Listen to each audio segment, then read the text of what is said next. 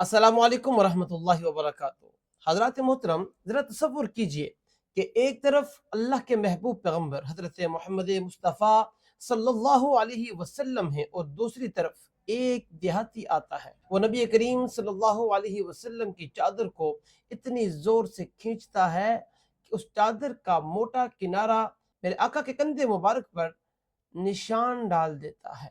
अब अगर कोई आम आदमी होता तो वो गुस्से से कहता कि तुमने किया कैसे, लेकिन मेरे आका सरवर कायनात सल्लल्लाहु अलैहि व आलिहि वसल्लम का इखलाक देखिए।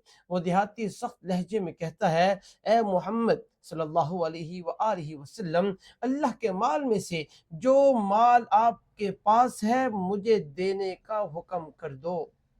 अनस रज़ी अल्लाह तआला अन्हु फरमाते हैं कि मैंने नबी करीम सल्लल्लाहु अलैहि व आलिहि वसल्लम की तरफ देखा, आह अलैहि वसल्लम इसकी तरफ मुतवज्जो हुए और मुस्कुरा दिए। फिर आप सल्लल्लाहु अलैहि वसल्लम ने हुक्म दिया कि इसे कुछ अतिया दे दिया जाए।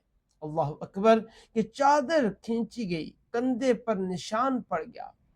लहजा सख्त था, लेकिन जवाब में गुस्सा नहीं आया, बदला नहीं आया, बल्कि मुस्कुराहट आई और अतिया दिया गया। ये है मेरे आका सरवर कायनात सल्लल्लाहु अलैहि वसल्लम का इखलाक। हम तो मामूली सी बात पर नाराज हो जाते हैं। किसी ने बात हमारी मर्जी के खिलाफ की तो सलाम करना छोड़ देते हैं। किसी ने जरा सा दिल दुखा दिया तो रिश्ता तोड़ने की सोच लेते हैं। और मेरे आका, आपके आका सल्लल्लाहु अलैहि व आलिहि वसल्लम को देखिए, तकलीफ अपने जिस्म पर बर्दाश्त की, अतिया दूसरे को दे दिया। हजरात, सीरत सिर्फ सुनने के लिए नहीं, सीरत अपनाने के लिए है। आज हम अपने दिल में ये अहद करें कि जो हमें तकलीफ देगा हम उसको बदले में तकलीफ नहीं देंगे, बल्कि उसके लिए आसानी पैदा करेंगे।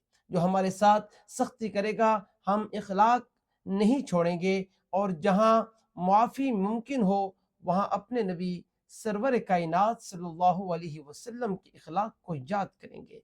अल्लाह ताला हमें अपने महबूब के इखलाक अपनाने की तौफीक अता फरमाए। रबीउल अव्वल का यही एक पैगाम है कि हम आका करीम सरवर कायनात सल्लल्लाहु अलैहि वसल्लम की सीरत को भी अपनाएं, सूरत को भी अपनाएं।